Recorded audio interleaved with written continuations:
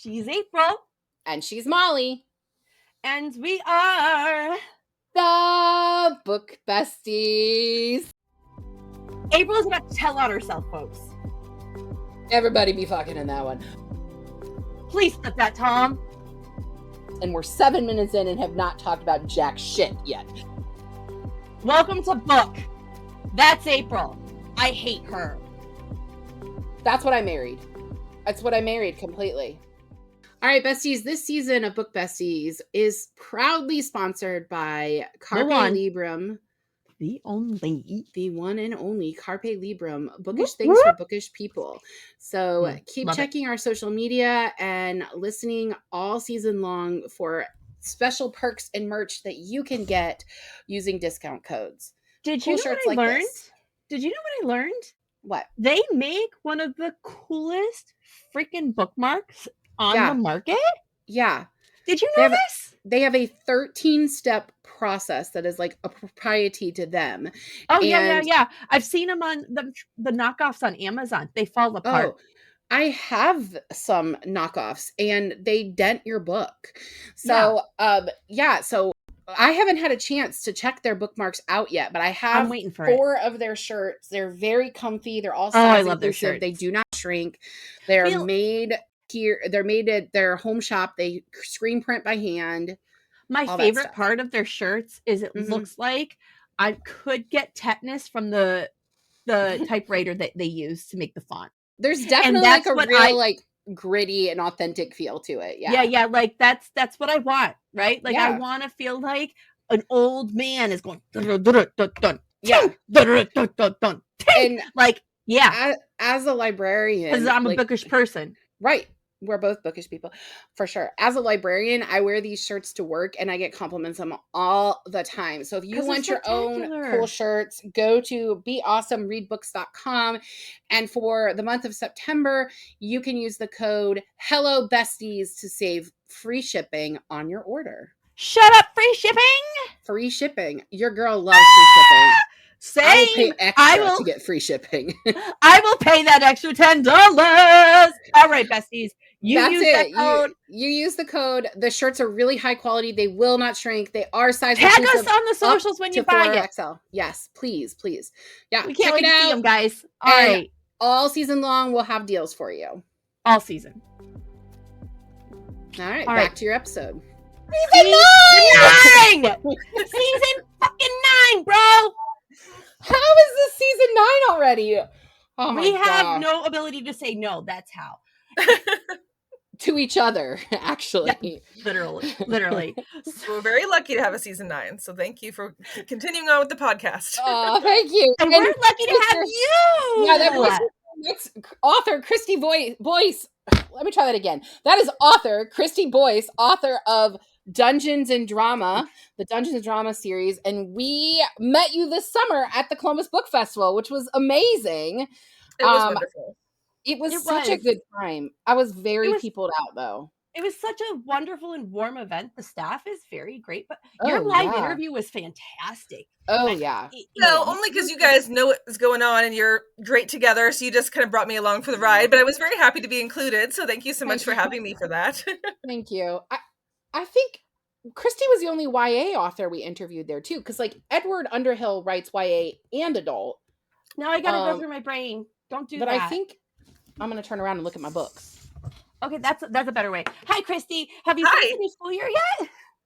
Not quite yet, but we have a week or two until it happens. So I am counting down. My son's going to go back soon. And then I actually go back to teach at Ohio State. And so I'm, looking forward to it. No. The Ohio State. I've been friends with someone from Ohio long enough. I know you have to have that in there. So don't even try to play me, ma'am. Okay, that's fair enough. So the Ohio State University with a capital the. And that's from the shitty New Yorker. So Molly literally said in a panel, "Y'all are disgusting," because when she introduced me, I said, "OH," and everybody went, "I-O," and she was like, "Y'all are disgusting." my words were gross. Gross. But I want everybody to know, New Yorkers don't do that. We just fight people. Ohioans love Ohio, and We do not understand. We do not understand the skibbity toilet Ohio nonsense because what just the like hell? Kanye loves Kanye, man. I feel like I It's only hear not about the same, Molly. You, Texas, and Ohio, Texas, and Kanye, y'all like. It's not not Kanye. the same. Don't put me in anything related to Kanye. Dear God. Thank you. How about not? How about not? I'll take Texas, I guess, but not Kanye. No. A little Not bit right of Texas. Now. Not right now.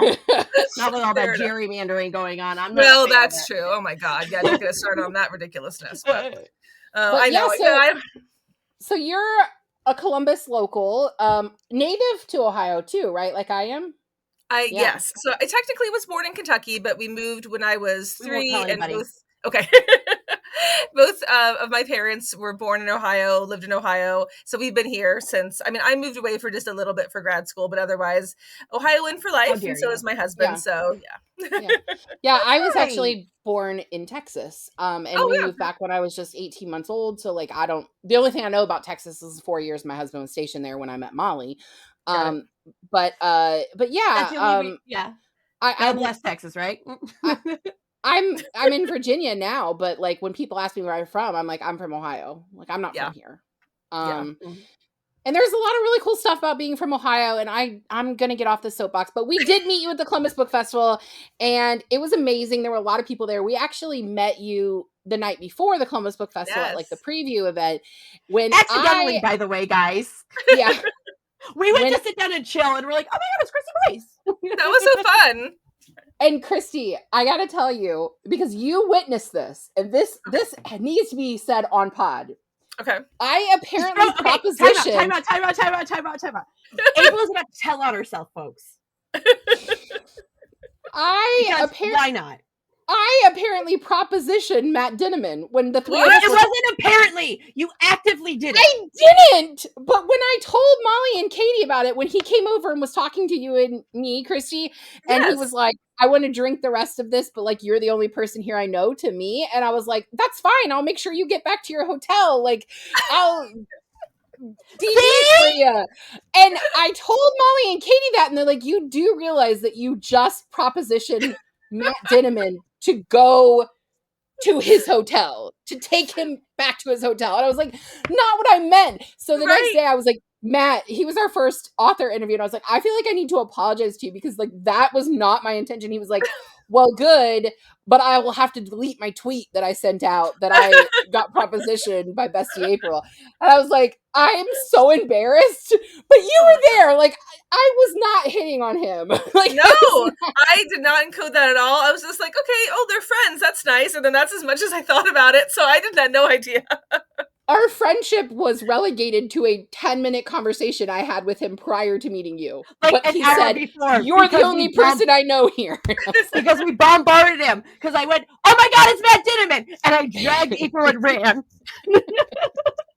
Well, I was just happy to be hanging out, and I got to like kind of ride on your coattails and be like, I also know you guys. Hi, Matt. I was like very nervous, but it was nice to meet him. So Kristy, you and I have each other's cell phone numbers. We're friends. Of that's course, very true. I'm just hanging out with my friends, and I happen to have Matt Dinneman there, and it's no big deal. So we also have Matt Dinneman's phone number. See, we're all friends. You're very cool. We're just we friends. have not abused it. We've left him alone, but we do have his phone number. If I had it, I may would have. Girl, it's in an email that we share an account for. Like, you have his phone number. Hi, I'm dyslexic and dysgraphic. You want me to go searching in an email for one phone number? I don't want you to, because I don't want you to bug Matt Dinneman. Okay, back to the point. All right. This is par for the course that our first episode of the season with a guest, and we're 7 minutes in and have not talked about jack shit yet. That's the Ohio State. Yes. All right, so we are 7 minutes in and we still have not done anything. So I'm going to introduce you, and then I'm going to have you talk about your book. Again, because we keep just talking. I don't know. I mean, if anyone's new here, this is pretty much every episode. I'm really 9 you found us randomly, season 9, episode 1. Welcome, but There's plenty more to go listen to. That's fair. Folks. Yeah. But I will say, if you are like, hey, I want to go listen to their back catalog, maybe don't. Because, like, yeah, sure, you can. But, like, if you listen to our first few episodes, we had no fucking clue what we were doing. Awkward. It was bad. Like, our first one, we had it scripted, and, like, it was very obvious that we were not. We weren't ready. The podcast is better when it's... Right. Yes. The podcast is better when it's just vibes. Yeah. So Krisy Boyce is the New York Times bestselling author of Dating and Dragons, Dungeons and Drama, Hot British Boyfriend, and Hot Dutch Daydream, which, by the way, I put those on my TBR because they sounded really good. Thank you. She played her first role-playing game in high school and has been friends with that group ever since. In fact, she even married the DM. Girl. Shut up. Nowadays, she teaches psychology as a senior lecturer at the Ohio State University. When she's not spending time with her husband and son, she's usually writing, reading, or watching happy reality TV. What is happy reality TV? Like, what qualifies? Right now we're watching the new Project Runway. Heidi Klum has come back. Okay, I love. Oh my gosh, I'm so excited for it. I haven't watched it yet, but yes, I love Project Runway, and I'm excited for Heidi to be back. So I want to know our thing that we do.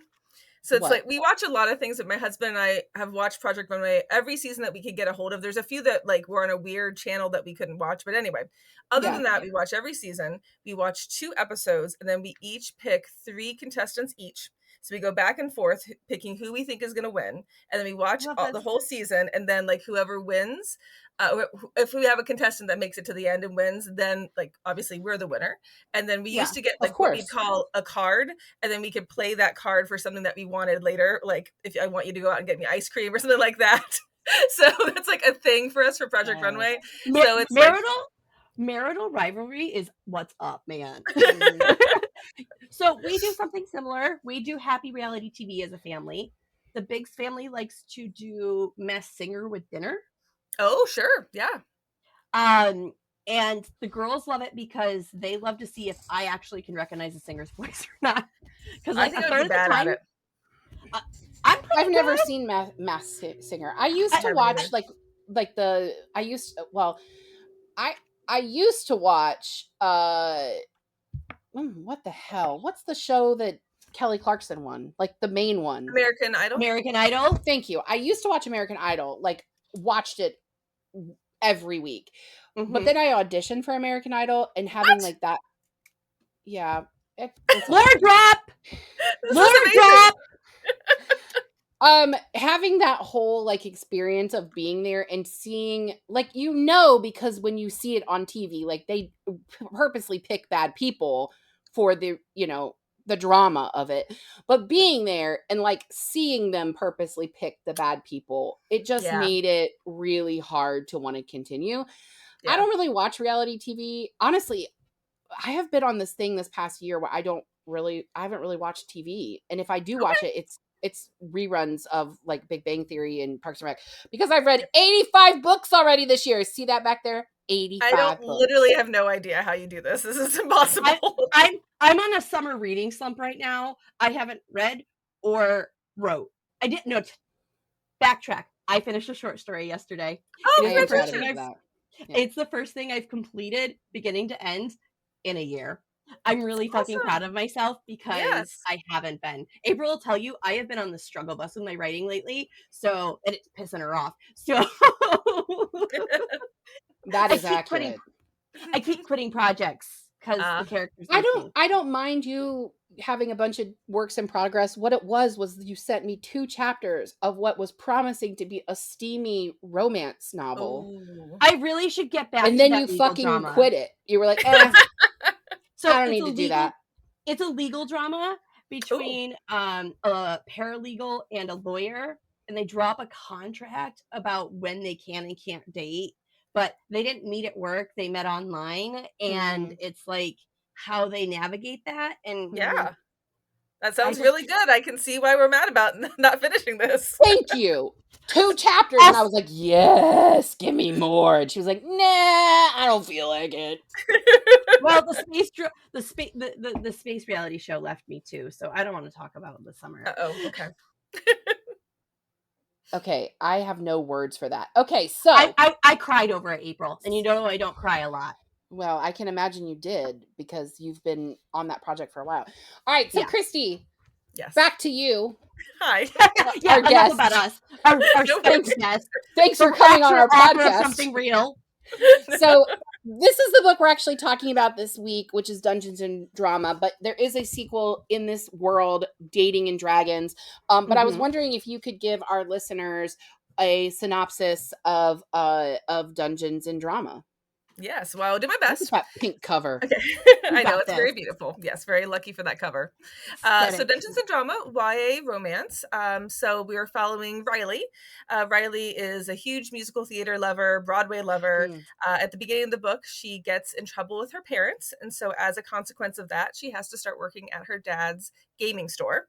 And that's a bit of a problem for her for multiple reasons. Number one, she doesn't really care about gaming and doesn't like it or know much about it. She doesn't like the people who are hanging out there, including some kind of gaming guys, D&D guys, including Nathan, who's one of the employees. And she also doesn't get along really very much with her dad. Her mom and dad are divorced, and they don't have a really great relationship.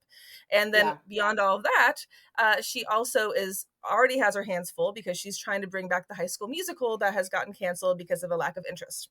So she is very annoyed by this turn of events. And then to make matters even worse, her very annoying ex-boyfriend comes in and she thoroughly embarrasses herself in front of him. And so she's trying to figure out how is she going to make this work. So she comes up with a scheme that she's going to have Nathan flirt with her in front of the ex-boyfriend to prove to him that perfect. We love a fake dating. So that's going to, kind of take care of that and make sure that he knows that she's totally over him. And then in exchange, she'll flirt with him, with Nathan, to make sure that his person that he has a crush on kind of takes an interest in him.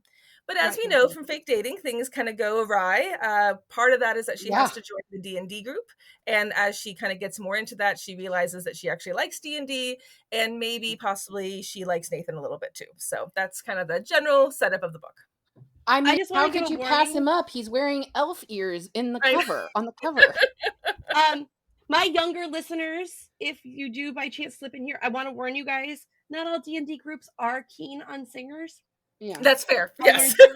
I learned that the hard way a time or two.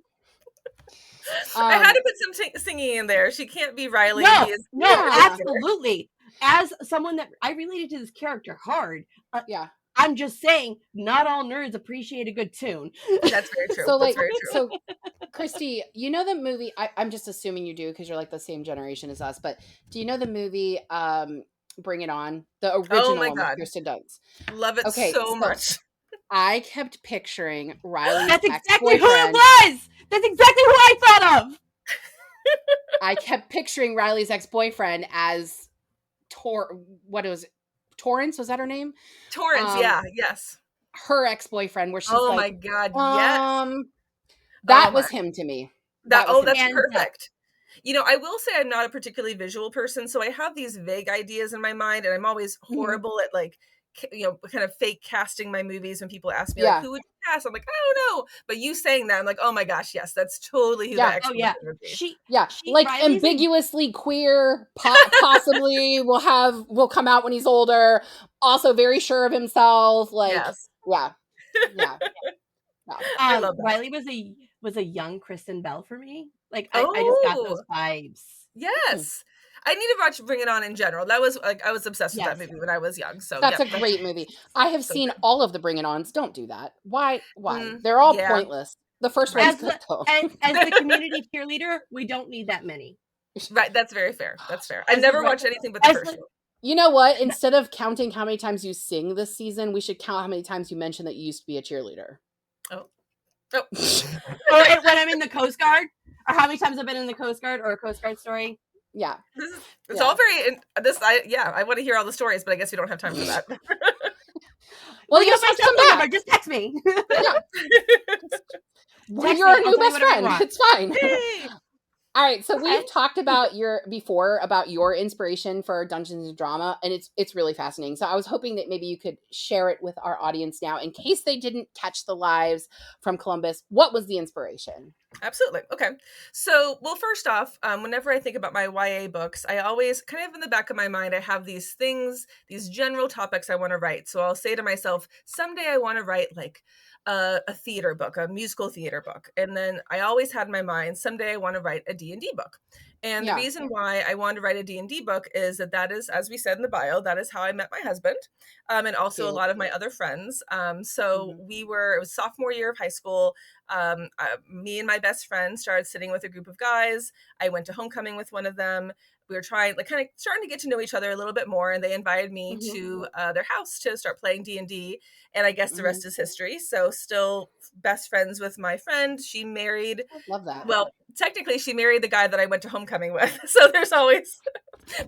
Whenever I say this story, I'm like, and now you know why I write YA romance, because I just feel like there's lots of drama and like fun. Okay, but it's also growing up in a small town in Ohio, and it just gets oddly incestuous after a while between friend groups. We've all been there. I got There's only so many people, right? So yeah, right. we're all still hanging out together and everything. So that I always wanted to write something that was like, because like to me, D&D, and I know this is not true for everybody, but for me, D&D and like teen romance, they're just like intertwined.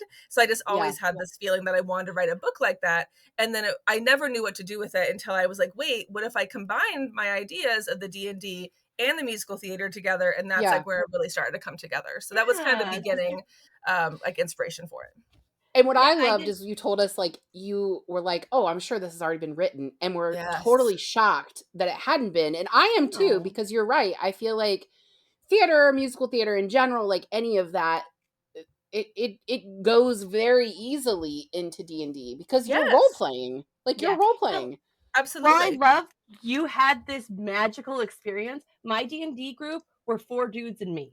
So that's honestly what it's like a lot of times. That was my one and only D&D experience was my husband trying to teach me how to play because he DM'd for his coast. Like they would literally be underway in the Coast Guard, and it would be they were on what is it called? You have to pass the time somehow. What is it called when you're underway? Not underway, but like what's the time that you have that you can do things that aren't work? It doesn't matter. It doesn't matter. What you're saying. Your downtime. He would be underway, and they would be playing Dungeons and Dragons, and also they played Magic the Gathering. And like Tom has cards now that are like we have one that's worth $1,600, and it went to sea. Like this card has been to sea. I'm like, why did you take your cards to sea? He's like, I didn't know they were worth anything back then. I know. Dude, but my one and only time playing. I spent the whole day making my character. The whole motherfucking day. I had a character that was like a halfling of type. And she cared so much about animals and creatures. And she loved, creatures and animals and very me. I died on my first move. My first roll, I died. And I was like, no, I'm done. I'm never playing this again. Babe. Welcome to D&D. Oh, no. Never. I knew a guy who was packing his sea bag, and at the bottom was one of those thick card binders full of Pokemon cards. Oh yeah, yep. That was going. Now that I can get behind. I do love me some Pokemon. It was like OG our generation Pokemon cards, right? Like when nobody thought it was cool, but no. My D&D group was 4 dudes I was friends with in middle school when I was still a tomboy and didn't have boobs. And then when I had boobs, I wasn't allowed to tell anybody I was still in the D&D group because then other people would want to come to see the girl in the D&D group. My son, my son has a D&D group with he's one of 4 kids in this group. And my husband and one of the other dads, they run it for the kids. My husband DMs and the other dad fills in too. And there's one girl. So it's 3 boys and a girl. And right now, none of them are interested in dating or they don't. I mean, my son says, I'm not gay. Like he says that, I like girls, but I just am not interested in girls right now. But I feel so bad. I feel so bad for the one girl when they do, those hormones do kick in because they're all going to middle school next year. And she's going to be the object of all 3 of their desire because she's there. Shit at all. She's not going to give a shit. And she's not going to give a shit at all. She's not going to care. So back to this book. Sure. Dungeons and Drama Let's light her a candle. It's told from Riley's point of view. And how did you find Riley's voice? It's such a long process for me. I wish I could say that it was easy, and I feel like when I write my first drafts, they're always very flat, and I always will. If you ever talk to my friends and family, they're so like they roll their eyes at me because I'm like, this is the worst book ever, and it's never gonna get better, and blah blah blah blah. And they're like, Kristy, you say this every time, and I'm like, I know, but the other times I was making it up, and this time it's real, and it's so hard. So this it time took me it's a long terrible. time. Right. This is the time where I'm right. Time. This is the time the town's gonna stone me, and I'm never gonna be allowed to write again. Exactly. But you keep on, you persevere. I will say, relative maybe to some of my other characters, Riley did come a little bit like quicker to me because she had such a vibrant personality, and even she's not like me. So I didn't wear the bright clothes. I was in musical theater, but I was never in the speaking roles. She just has so much life and extroversion that I don't have, but that was fun to kind of think about that. And because I knew how strong she was and that she wasn't going to put up with anybody's shit, like it was just fun to get to write her, and then like with her and Nathan together and their tension, that started to come a little bit quicker. So it took me a little bit of time, but I really had such a great time writing Riley. Yeah. I feel like I relate a lot to Riley in the very loud colors and clothes and things like that because I'm a children's librarian. Yes. So I that's what I do. Like every day it's like rainbow socks and tutus and pigtails. I actually posted on Facebook at 43. I should not have this problem, but my pigtails were too tight this week and I got a headache. I love that. That's the best problem to have. It's not normal for my age, but yeah, so I related to her in that way. And listen, I'm always gonna fall for a nerdy dude. I mean, that's what I married. That's what I married completely. I mean, and I have a grumpy sunshine marriage too. Like that's my favorite trope for a reason because my husband is so grumpy and I am not. To be fair, I have met him and I did not think that he was grumpy. He was very nice, but he was so on his like totally best behavior in Columbus. I don't know who that variation of Tom. I love you, Tom, but I don't know who that variation of you was, dude. We've been together for 16 years and married for 15 of them. I've never seen him extrovert like that. I was like, where the fuck did this person come from? He passed out 90% of our flyers and our stickers. Yes, he was. He was out there doing stuff. Yeah. But I think a lot of that has to do with like he's just really proud of us. You know what I mean? That's so like, sweet. That's the best. It is really sweet. So he's supportive and shit. So with Riley, I relate to her on a personal level because the act first, consequences later. Right? 100% Molly Biggs at that age. That's ADHD though. That's 100% Molly Biggs at that age. That whole like, I'm the only person in the world, not paying attention to other people, didn't realize others were around me. Yeah. Forgetting that people like that is 100% like I was a little bit self-centered like that too. But that's one of the things. Sorry, go ahead. I feel like that's a really common thing for teen girls. Yeah. And realizing that we're not the center of the universe is how you become more adult. Yes. And it takes a long time for that to build and mature out of children. Yes. And not all kids have that. But you can see that in here with Riley. And that is one of the things I really liked about this book because I feel like sometimes YA books, the way that the teenagers are written are not authentic to teenagers. I felt like this was a real teen doing real teen stuff. And I think I told you this in Columbus. I didn't always like Riley. Like I still rooted for her and Nathan, but I didn't always like her. And Molly and I actually had a discussion about this separately because we have different views on the relationship and the dynamics between her and her father. And and I think like even though I didn't always like her, she is 100% somebody I knew in high school. She is 100% somebody who's walking the halls of a high school right now. And I'm just in my 40s and like I don't always want to deal with that. But she is very authentically a teenager. So if you are looking for a YA book that is true to the teens, this is it. It 100% is. 100%. Agreed. I've had a lot of people say similar things to me or tag me and things like that, and sometimes say things that are similar, like, this was really authentically a teen book, and this made me feel things because I wasn't sure if I wanted to go back to those times. And I No. take that as a huge compliment because I feel like that is what I'm trying to do, is I want to try to make authentic characters. So thank you for saying that. I told you this too. I couldn't not picture the high school that I went to. The high school where we had the homecoming in the Same. cafeteria, and that the music wing of the high school. Like that is what I pictured the whole time I was reading. It was very easy to imagine it. I too was placing myself home. Oh yeah. Especially when they're driving around, right? Yeah. That is because I grew up in upstate New York. What else are you going to do? You That's drive in what we did. We drove around. Right. We listened to music in our car, and we drove around on back roads. Yeah. Absolutely. That's what we did. Yep. Yeah. And then we go stargazing.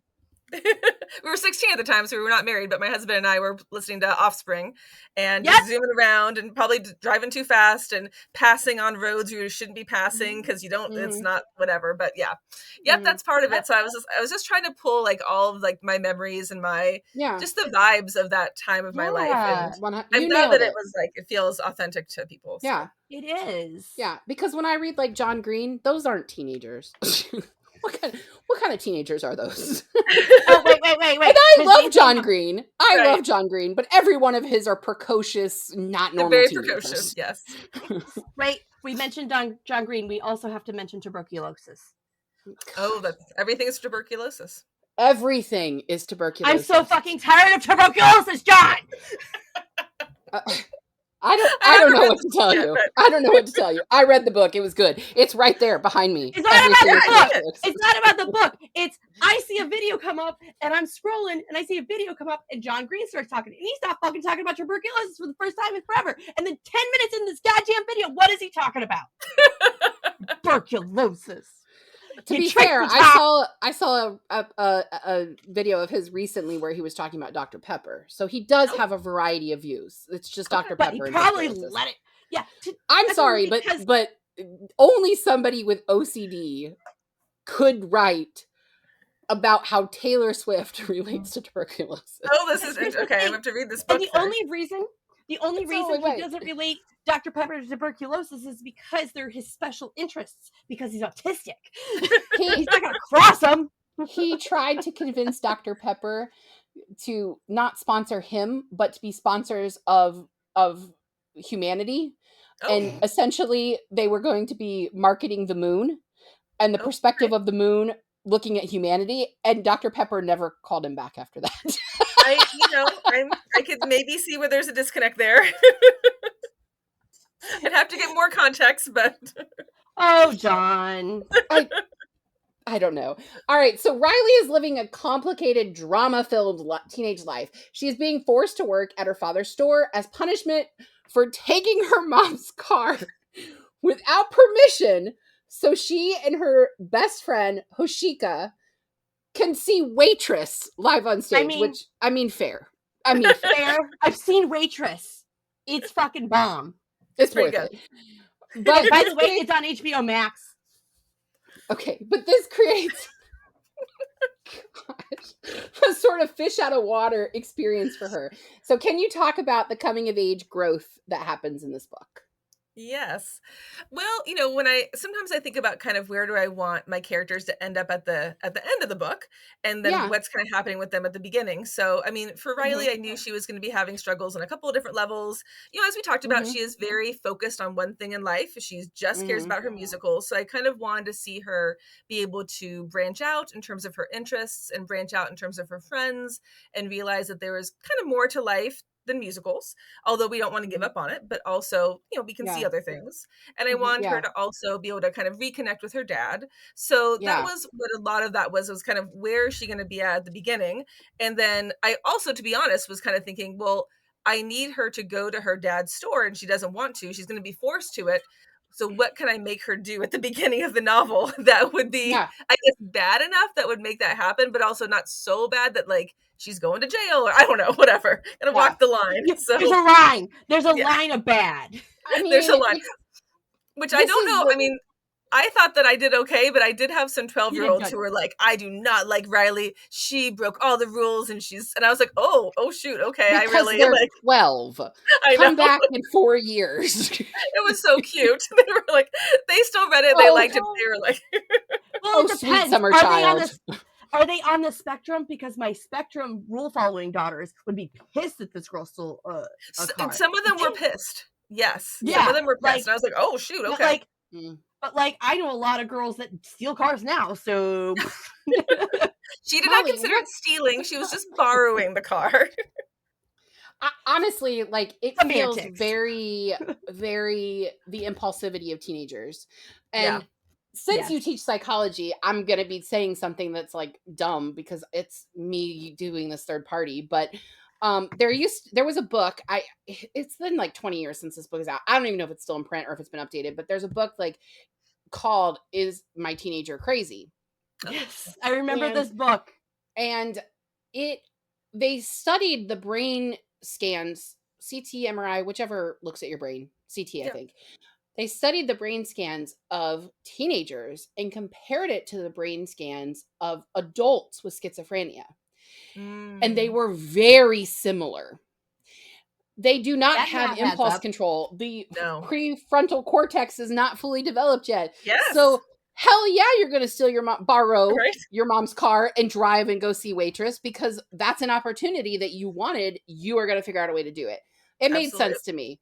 The stupid shit that I did in high school. Yes. I have a few Molly stories from that time frame that would make that math make sense. But we're not sharing those on pod. I mean, it's just the way teenagers are. They spend a lot of money. It was very important. Yeah, my 12-year-old was not a thing. Right. My 12-year-old got mad that somebody stole his something on Minecraft, and so he killed his friend's Minecraft dogs. Oh no! I'm like, and it was a whole thing where he was like, I don't know why they're mad at me. He's also autistic. He's like, I don't know why they're mad at me. And I was like, maybe we don't kill our friends' dogs. Like, I don't know. Fair. Yeah. Feels like a bad idea. We don't kill our friends' dogs. And other things we say on Book Besties. Yes, exactly. Yes. What is this episode? All right, Nathan is the MMC love interest in this book. Riley and Nathan begin fake dating, which I love a fake dating. I love they begin a fake dating to make their actual love interests jealous. I'm here for fake dating always. What do you like about this trope, Kristy? I've always wanted to do a fake dating trope, but I wanted to have like a reason. Not that like I have to have a reason, but I wanted it to like make sense for the plot. And once I started thinking about like, wait, so musical theater is acting, D&D is role playing, which might as well be acting, and then I'm going to do the trope where they have to act together, and then they're both good actors. So then it's like, well, wait, are you faking? Like, you're good enough that maybe this is so. Like, as soon as I figured that out, I was like, oh my god, it has to be fake dating. And then also, I love fake dating because number one, there's tension, but there's also like the possibility for humor, where it's like you can kind of put them into these like uncomfortable positions and like what are they gonna do. And so I had such a good time with that. Like, I'd love to get back and do another fake dating, but I don't want to do it again until I have like another like plot where I'm like, oh, it has to be fake dating. But it has to be organic. I hate when if an author shoves fake dating in and it's not necessary and there's no chemistry and they don't break the chemistry and it's just two pieces of sandpaper running against each other, it doesn't make the trope work. It has to have that slight sexual tension. It has to have that. They're teens. Will they, won't they, right? So kissing there's tension. Always there's romantic tension. There's they might romantic tension. There we go. Forgive me. It's all good. But no, I totally agree. Words. As the author, I love fake dating. Do not like fake marriage. That's too much of a commitment. Yeah, I do like marriage of convenience, though. I do like marriage of convenience. Wait, so is marriage of convenience different from fake marriage? Yeah. Yes. Oh, interesting. Because it's not always the same. So marriage of convenience can be like, I have to marry this person in order to fulfill the will or whatever. Yes. Yeah. But fake marriage can just be like, I need to get back at my ex-wife. Got it. I agree with that then. I think I haven't read any fake marriage ones. I've read marriage of convenience, but now that you're specifying that, I'm like, wait, I don't think I've ever read one of those. And I don't know, because like I would consider The Wall of Winnipeg to be fake marriage, not marriage of convenience, but they got married because his visa was up. And so he could stay. But to me, that wasn't marriage of convenience. That was fake marriage. And they also didn't have any chemistry. That's not a very good book. Don't read it. What book? Final Offer? Not Final Offer. Final Offer was, the second one in the Dreamland Billionaires. You know what I'm saying? Right. Yeah, that was a good one. That's good. Yeah. It the can Dreamland be done. Billionaires. Yeah. So I do Riley and Nathan. Oh, I do too. Riley and Nathan have a very opposites attract relationship that reminds me of Leonard and Penny from The Big Bang Theory. Why should rooters... Nope, that's not working. Our babies will be smart and beautiful. And they were. Why should readers root for them to have their happily ever after, or happily ever in high school? Yeah. In my opinion, it's happily ever after, but that's just because I married my high school sweetheart. So I'm like, to me, it can work out. But children, the exception, not the rule. Right, that's very fair. Yes, not the rule. Except two of my best friends married their high school sweetheart. One of my best friends, who is Molly, married somebody she went to high school with. Matt and I are in the same. So Matt and I are in the same picture from our 8th grade prom, and we didn't even remember. Neither of us remembered being the other was in the picture until we were digging through our shit and showing each other stuff from high school. So my point is adorable.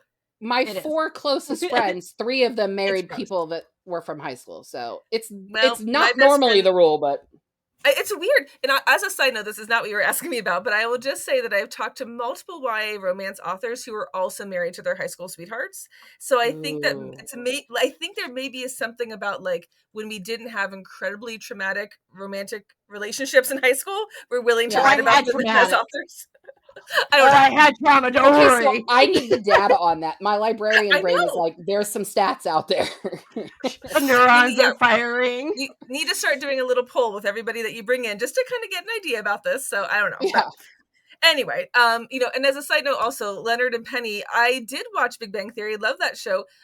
No one's going to believe me when I say this, but they actually were not. I wasn't thinking about them when I wrote it, but now it's like, obviously them, because there's the blonde girl and there's the boy with the dark hair and glasses.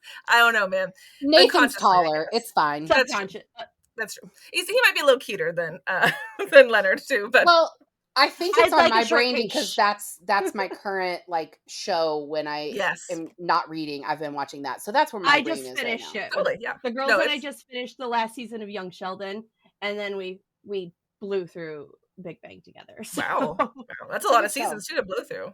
Yeah, we just leave the TV on and do shit. Yeah, we used to do that too. Yeah. Well, I mean, of course I'm biased because I love Riley and Nathan. They're sweet little babies together. But I don't know. To me, I just feel like one of the things that I always try to write and that I love about romance is when it's not about changing for the other person, but it's like when you're with that person, they bring out the best version of you. And so that's what I see in Riley and Nathan is, they both start like, he's also a little bit, I don't know about self-centered, but he's very like focused on his things. He's very close-minded. And so as they get together, and as they kind of become friends, they really open each other up. And I think they become, again, just better versions of themselves. So of course I would root for them to stay together because I feel like they have a very non-toxic, like, just sweet, kind relationship together. Yeah. And I think Nathan softens her a lot. Yeah. The like, I've got to get this done. We've got to make this work. We've got to make this work. And Nathan is kind of like, girl, let's just, let's go take a car ride. Let's roll some dice. It'll be fine. Let's and do some I think playing with some elves. Right. I think that's necessary. Like he really softened her. And she made him like man up. Like, I don't really love that term, but she made him man up. Like, if you really like somebody, you need to go for it. Like, so I think they were good for each other. I think her being there really showed him that you don't have to force yourself onto someone to be in a relationship with them, right? Yeah. Right. A relationship can be organic. You don't have to beg someone to love you. If you are trying, and listening at Molly kiddos, if you are begging someone to love you, they're not your person. Nope, they're not your person. Yep. And Nathan was the other girl. I cannot think of her name off the top of my head. The other girl that he was interested. No. That's I wanna something say I should know, isn't it?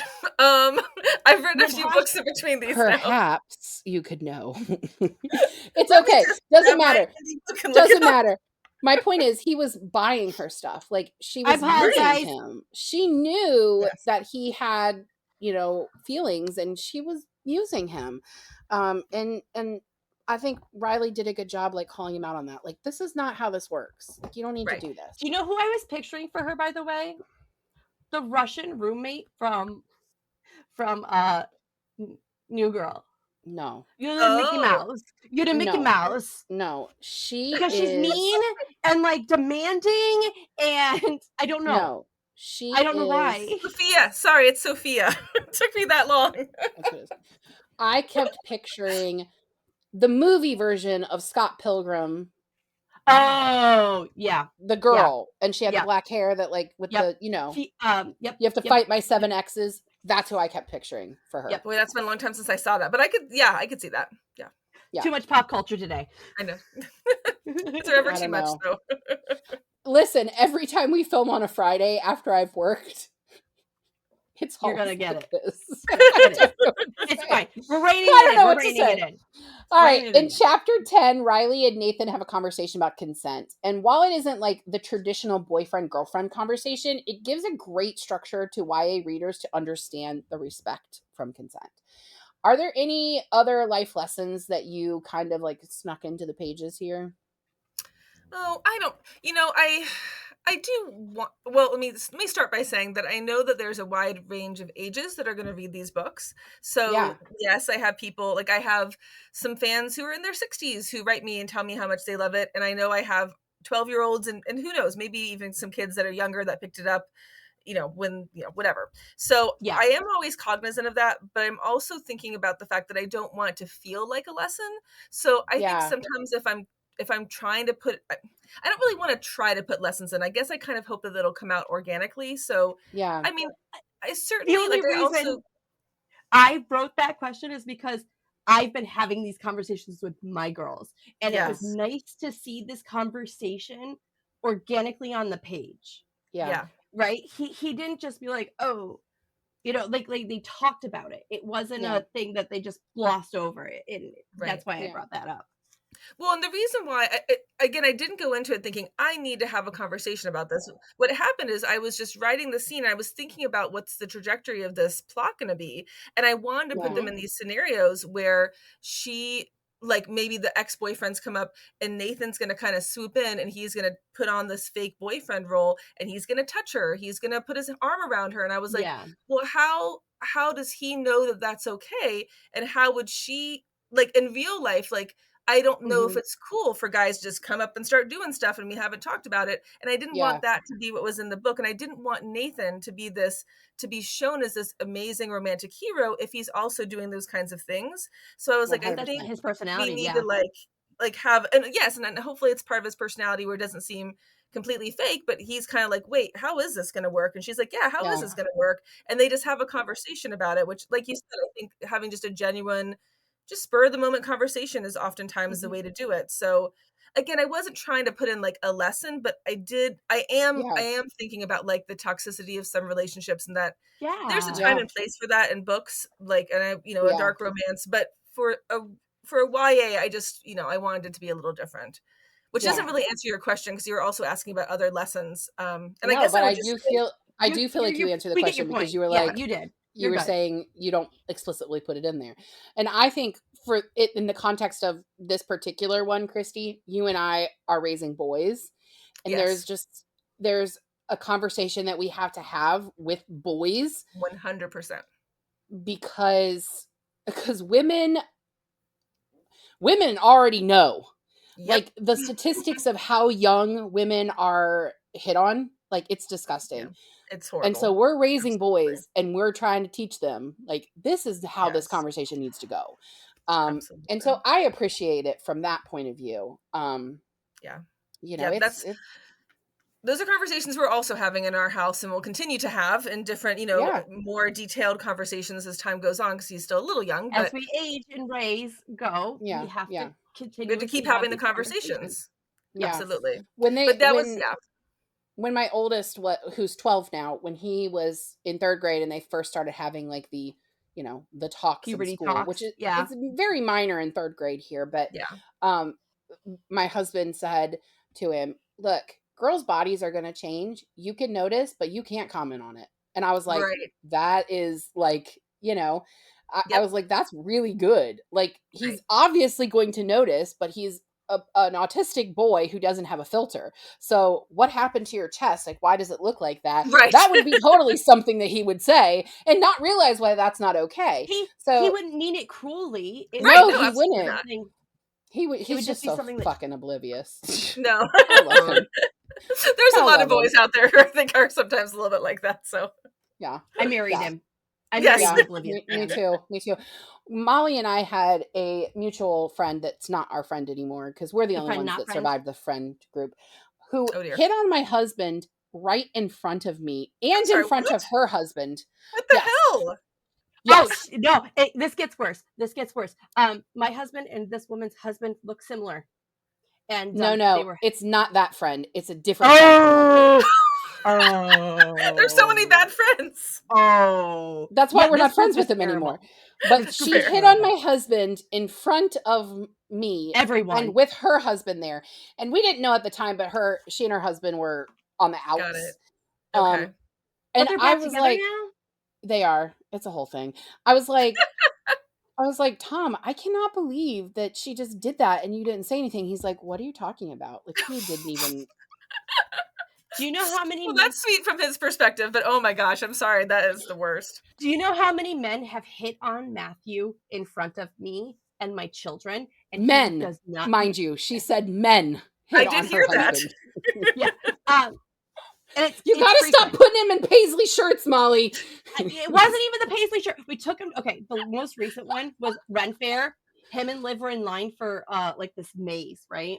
And he and this dude started talking because this dude had like a veteran thing on. And Matt's like, yeah, it was a Marine, you know. And Liv comes back and goes, this Navy guy was hitting on Dad. and Dad goes, what? and she goes, he was flirting with you the whole time. And he goes, it must have been my, and Matt goes, it must have been my kilt. But he didn't do it, but he doesn't do accents well. So it was like, it must have been my kilt. All right, back to the book. In addition to the main relationship plot, there's a subplot where Riley is trying to save the High School Musical. We've already talked about this. You were a musical teen. So what's your favorite musical? This is such a mean question and so hard. So I can't give just one. Current top number one. Okay, give us a few favorites then. Okay, thank you. Thanks for making it a little bit easier on me. All right, well, because I have different levels. Thank you, April, for being nice. All right, I'm never gonna do that. I have different variations. So, like, of all the musicals that we did in high school, I think my favorite, which is I don't think most people's favorite, but we did Hello Dolly my senior year, and I just really, Barbara Streisand was in the movie version of that, and I just loved, so I had a great time with that. So I always have loved that one. I feel like, I can't talk about musical theater and not talk about Wicked. It is a beloved one. I was just at a 14-year-old's birthday party and everything was pink and green, and it's just like her whole personality right now, and I was like seeing Riley and her, and I was like, oh, I wish I could see Riley watching Wicked for the first time. She would just freak out. I mean, obviously I live with the theater. I live with the 14-year-old theater kid. You don't want to know. No, that's fair. That's okay. Yeah, it might be too much. It gets to be a lot. No. Yeah, and then I'm gonna do one. I'm just gonna do like one off Broadway one that people won't know about, but it's called The 20-Sided Tavern, and it is a. I do know that one.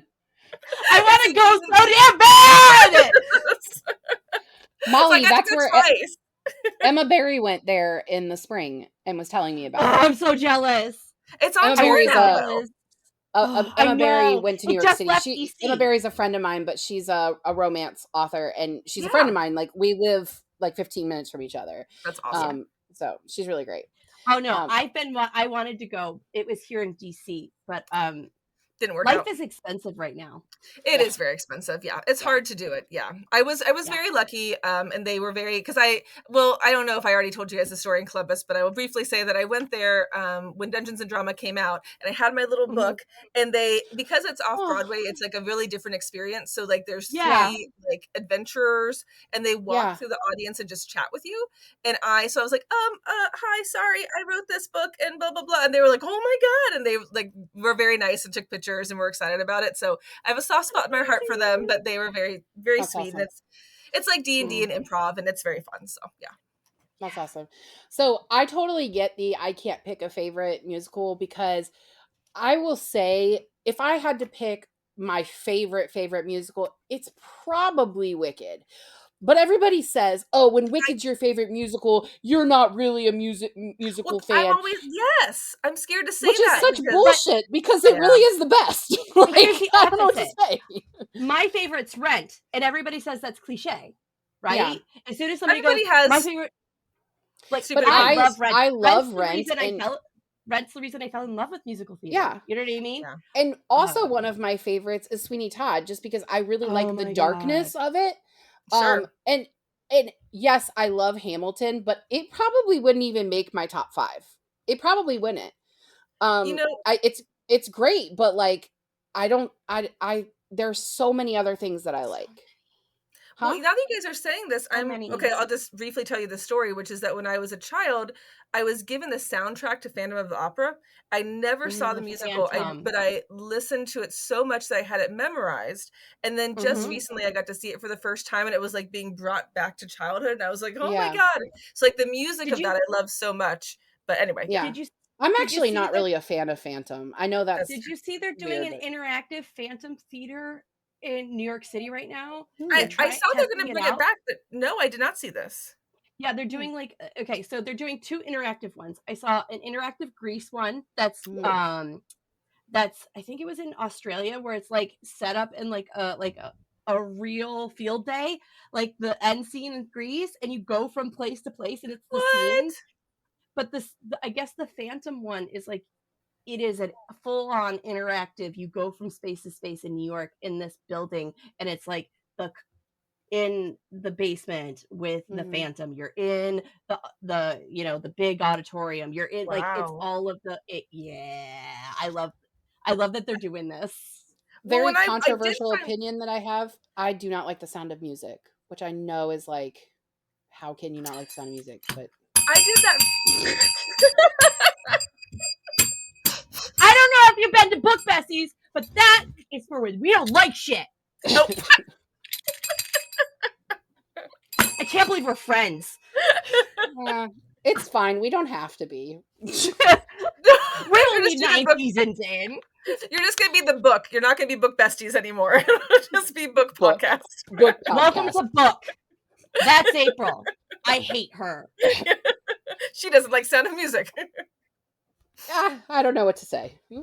Anyway, it's not my favorite, but I do like it. It's a Christmas staple, man. And I've never seen a live production of Into the Woods that I like. Every time I do like Into the Woods, but every time I see it put on, I'm like, what is this? I'm gonna lose my musical theater card, but I will admit that I've not seen it. I've not seen it live, so I know. I think that's fair. My first teaching job was at a school for the visual and performing arts, and so we had a huge musical theater program, and like the teachers of it had been on Broadway.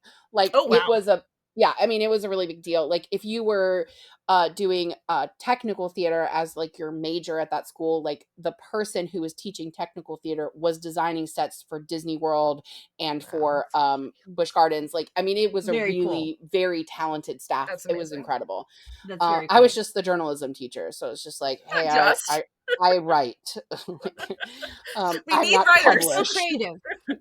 Seriously, we need writers, guys.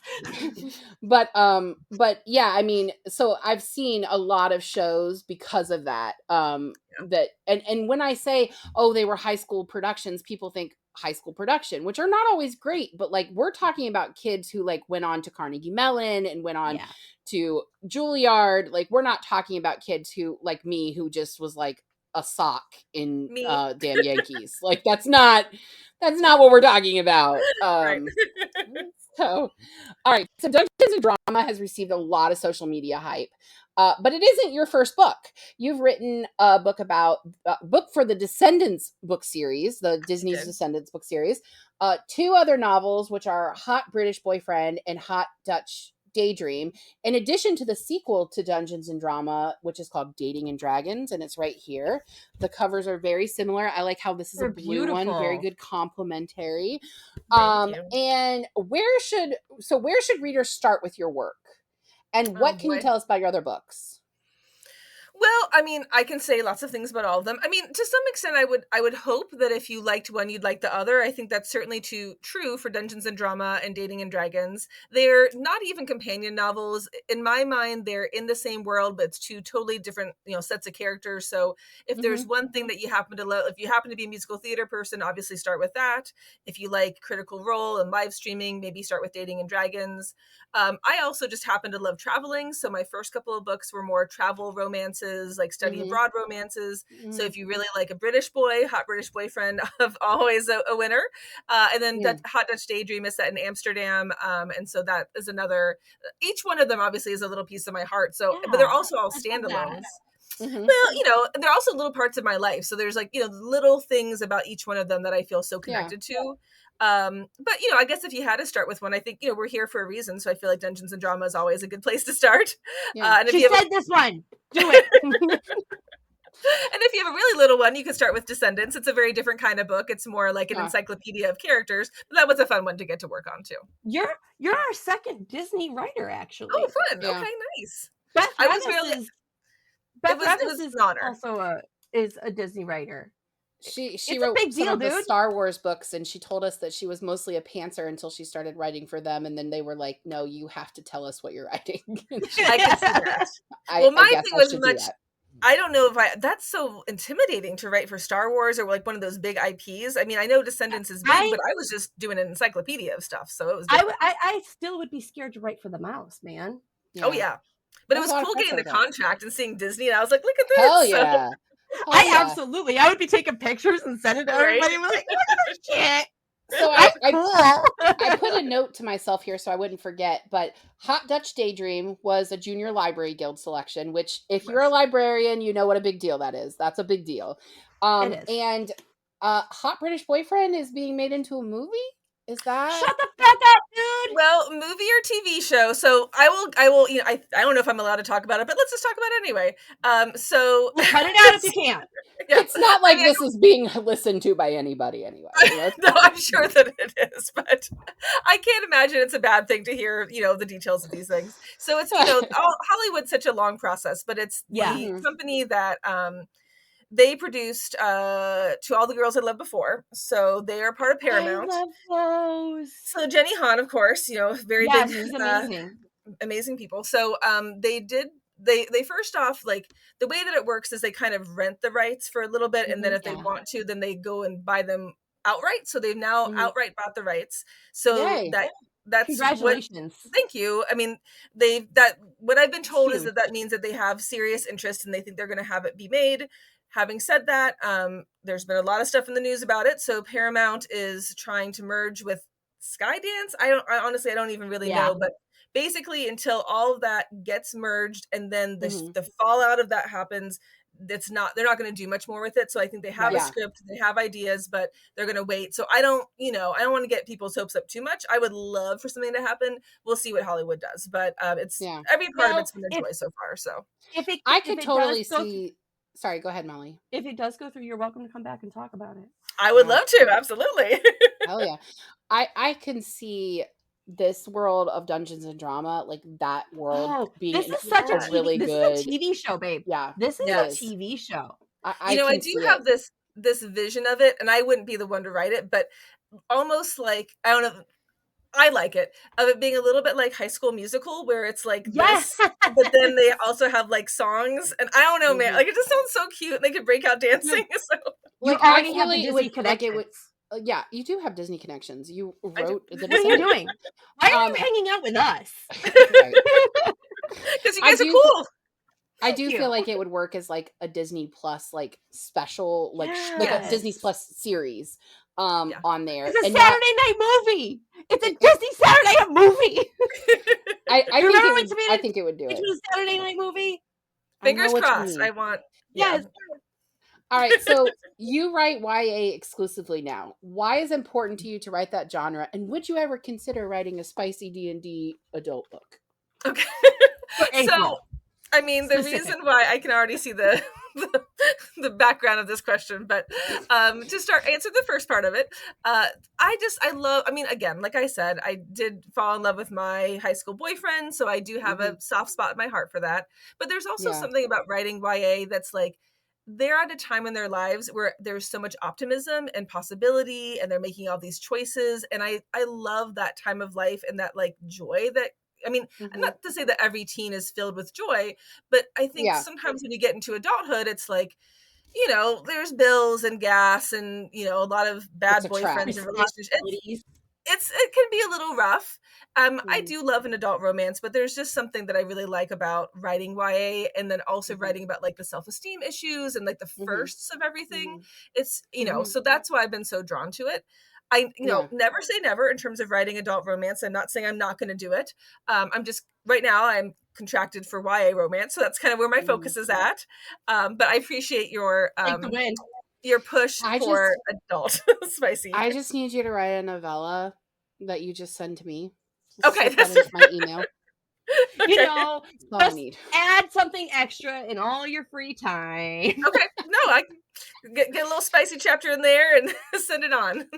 But I do actually appreciate that this is clean YA. I do not think YA should have open door explicit content. Like, kissing is one thing, but when we start, and fade to black is a totally different thing. But with YA, right, I don't think it should be in there. And I'm not saying the teenagers aren't having sex. I'm not stupid, but but I just don't feel like that's where the writing should be. And I like that's and here's the thing, and you kind of touched on this a little bit earlier when you were talking about how you have such a wide range of readers.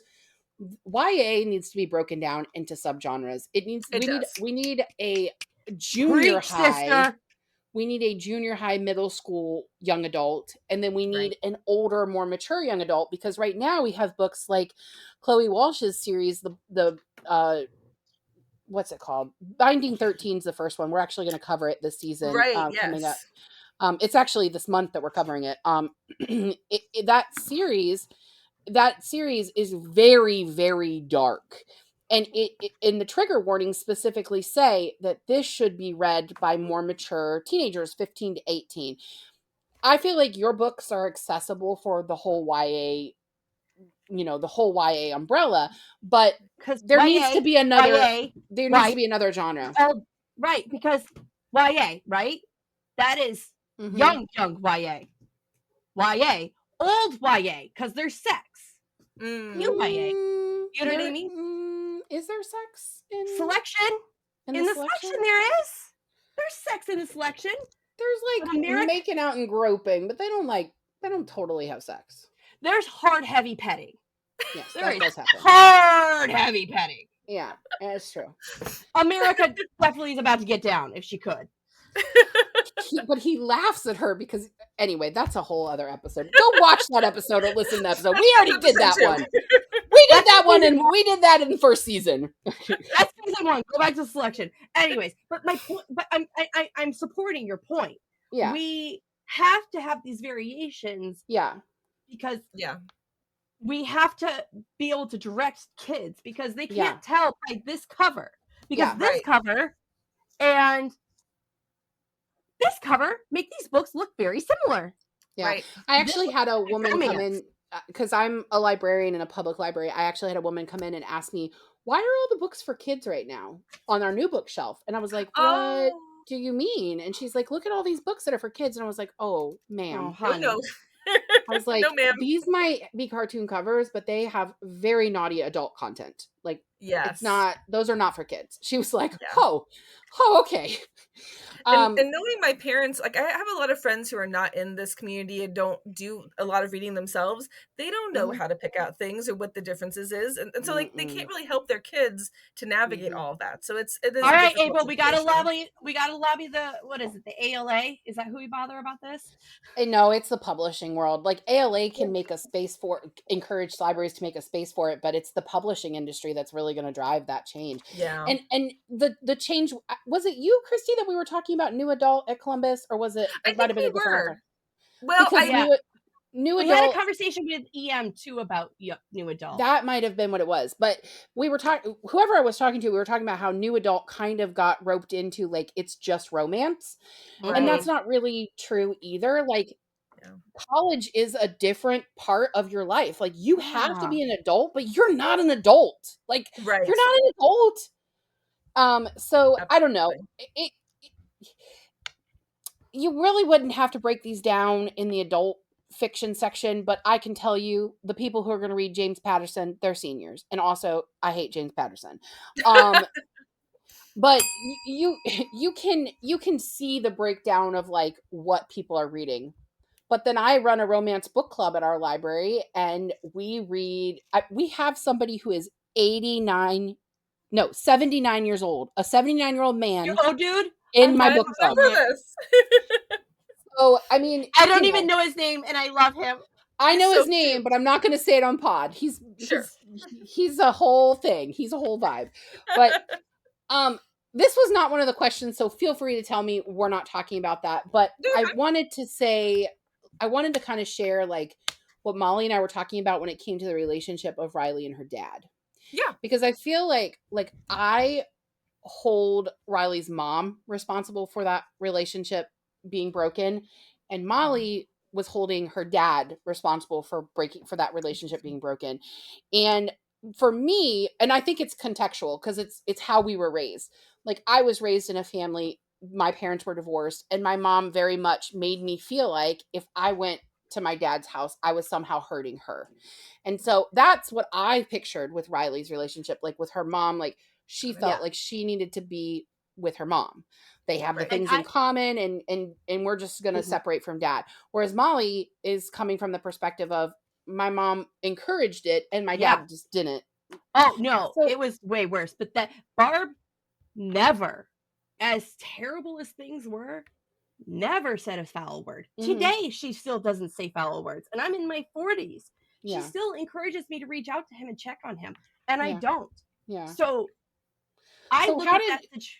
Sorry. sorry, go ahead. I was going to say, like, Christy, what is your take on this as the writer? Like, what did you think writing this? Well, this is going to sound like I'm making it up just to make you both happy, but to me, it was a little bit of both. My parents are still married, so I didn't choose that Nice. as self, I don't know, like an autobiographical kind of thing. Yeah. Mm-hmm. But I kind of saw it in two ways. Like, I mean, I felt like her dad was a little bit selfish in some of the choices that he made. He did, Yeah. at least at one Absolutely. point in his life, kind of prioritize himself and like his dreams. And I think her mom and her both felt that, and they, because Yeah. of that, they kind of bonded even closer. But then I think because of that, then it was like, I love mom and we're so happy and we're a little team, and dad's over here and I don't really care about dad. And then dad's not doing a whole lot to help, but then when he tries to, because I think he does care and he does want to have a connection, but then he doesn't really know how to do that other than to connect with the stuff that he cares about, and he doesn't know how to make that bridge happen with Riley. Yeah. So I don't see either of them as being total villains, but I see Yeah. that they both kind of had their own part to play in it, and Yeah. hopefully there's some little bit of connection with even the divorced parents by the end of the book. But Yeah. That's totally a fair argument. And That's a good assessment. yeah. Yeah. I mean, it is your book, I so you should be able to have feeling or yeah. feels. We're gonna But just allow you to have it. I appreciate that. It's interesting to hear both of your perspectives and how kind of what your background is, informed how you felt about it. Well, and My also view we're is reading it as adults, right. Sure. Well, but and that's what I was gonna say. Like, my view as a grown-up, it Mhm. is a grown-up's responsibility to maintain the relationship with their child. If Right. Riley doesn't have a relationship with her father, it's not Riley's fault. She is a But it's child in this situation. also the responsibility of both parents to Absolutely. Her mom should have absolutely kept her mouth fucking shut. Yeah. But it is not Riley's fault. Her and her dad don't spend time together. Yeah. And they do technically spend time together, but they just don't really do anything together. Right. So like she sees him, they weren't bonding. Yeah, they weren't bonding. And even that just reinforces to her, it's like when I'm with mom, I'm having so much fun. And when I'm with dad, we just sit around his apartment and watch TV. Mom knows me. Mom loves me. Dad doesn't care. That's how that feels to Riley. Yeah, exactly correct. Yes, I get that vibe. So we have gone way over time. So what's next for you? No, it's on us. It's on us. Unapologize. Molly will never apologize. I will apologize because I feel like we're not respecting your time. But what's next for you? Where can we find more? Where can people find more info for you? Sure. Well, in terms of where to find me, I'm not on a ton of social media, but I am on Instagram, and that's where I will post, stuff on my stories and my feed. So definitely look for all that information. I do have a website, so I, do the basics of all those things and pre-order links and stuff like that on my website, KrisyBoyceAuthor.com. And then what's next for me? We'll put it below. Okay, thank you. It is a little, I want to be able to say more about it. It's not officially been put out there, but I'm going to, if you're here listening, then I appreciate you listening. So we'll say a little bit about it. I do have another D&D romance coming out. Very excited about it. The title has not been released and the cover hasn't been released. From what I know, it's coming out next May. Watch the socials. They do tend, watch socials. They do tend to move those around, but right now I'd say it's going to be May or probably earlier. And I will say that if Dungeons and Drama is my D&D and musical theater book, then this new book is my D&D and marching band book. So I'm very excited to take those two worlds and put them together. Yes! The banders represent! Woo! 4 years in the marching band. Woo! I have very beloved memories of marching band. So yeah. It was like my favorite thing I did in high school. Yeah. Yes for that one. So kids. Yeah. So anything else you want to share with us before we wrap it up? Oh, talk about your event coming up. Oh, which one? I have multiple ones. Any of them. I don't care.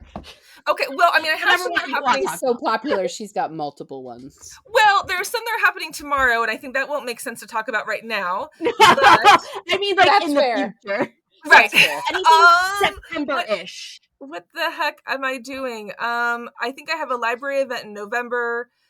Oh, I'm doing a keynote, which I'm excited about. I'm going to be, SCBWI is like a society for children's book writers and illustrators. Yeah. There's all the different regions. And when I was kind of up and coming, I would go to this conference every single year. And now they've asked me to come back and do the keynote for it. So it's like a very full circle moment. Awesome. Congratulations. That's really fucking cool. Yeah, that'll be at the beginning of October. So that's like my thing I'm kind of prepping for and excited for. And my friends are going to come and watch me and I'm looking forward to it. So yeah.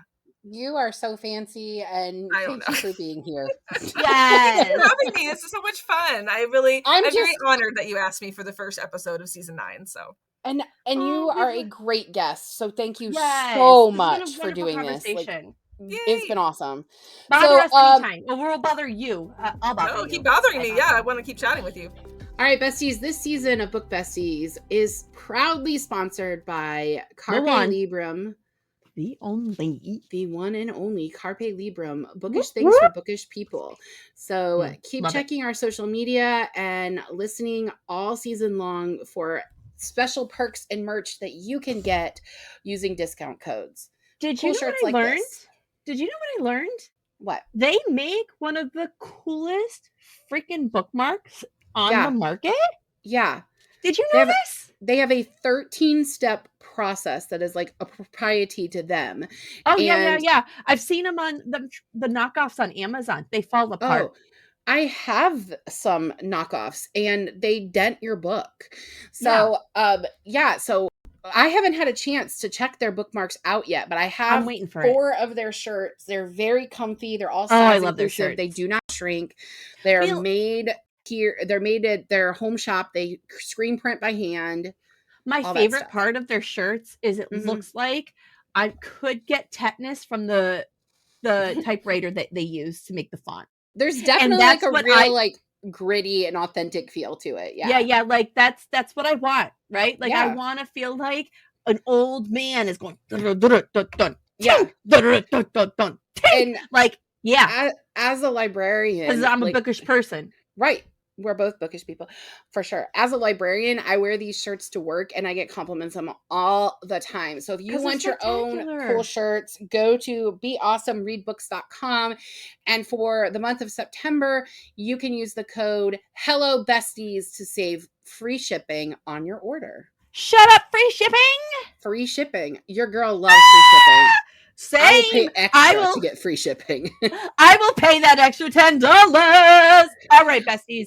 That's use it. that code. You use the code. The shirts are really high quality. They will not shrink. They are size Tag inclusive us on the socials when you buy it. XL. Yes, please. Yeah, We can't check wait it to out. see them, guys. All right. All season long, we'll have deals for you. All season. All right, back to your episode. All right, so this season, we've got some fabulous guests, obviously, including our current guest. Some people we're really excited about. We've got indie authors, and we have an audiobook narrator, my favorite audiobook narrator. I'm excited for that. But after this episode, here's what you can find for the rest of the month. We're going to read The Blood of Hercules. That'll be I'm so excited about September 9th. Because everywhere. Yes, and I haven't read it yet. We're going to read Binding 13. This one will be on September 16th. We're going to read Death of a Fairy Tale. Put that right here, Tom. That is September 23rd. I don't have one of those yet. And we're going to read Heartless Hunter for September 30th. And I've actually already read this one and very much we're going to read the sequel, but we're going to talk about this one. It's so good. So that we actually have a lot of YA this month, which is unusual for us, but it's all good. Just a kick. It was a kick. Listen, except for Blood of Hercules. Yeah, that is no way. Let's reverse harem. I'm here for it, homie. Everybody be fucking in that one. I am on this new kick where I really like duologies, and so there happen to be a lot of really good YA duologies right now. It's just less of a commitment for me. I can just get it read, and You're also in the middle of a very deep dive into the Hunger Games. Fun. You guys should be. I'm going to be creating a playlist on our TikTok of her deep dive. I already tried. Good, guys. We can't create playlists. I already tried. We don't have those kind of fancy pants. Listen here, TikTok. You and I are about to have words again. We have enough followers to monetize, but not enough to make a playlist. So that's what we've got coming up this month. We do have a Storygraph challenge again, so you can actually see all of the books that we're going to read for season 9 ahead of schedule. Go visit our website and you'll see all the stuff coming up. So yeah, Kristy, thank you. You have been a fantastic guest. Thank you, Molly. I love you. We're back. I love you. We're back, baby. We're back. Thank you, Kristy. We'll see you next time, babe. Okay. Bye. Thank you for joining us on Book Besties. Don't forget to like and subscribe. The views discussed here are those of April and Molly, not those of anyone else.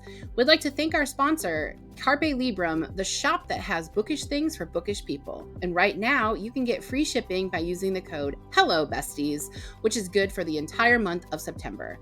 Today's book was Dungeons and Drama by our special guest, author Krisy Boyce. Your book besties are Molly Biggs and April Watkins, editing by Thomas Watkins, and music is Sleep Sweetly by Brigida. Don't forget to follow the Book Besties on Facebook, Instagram, TikTok, and YouTube. If you'd like to contact the Book Besties, please email us at bookbestiespod@gmail.com or visit our website, bookbestiespodcast.com. You can support the Book Besties by joining our Patreon at Book Besties Podcast.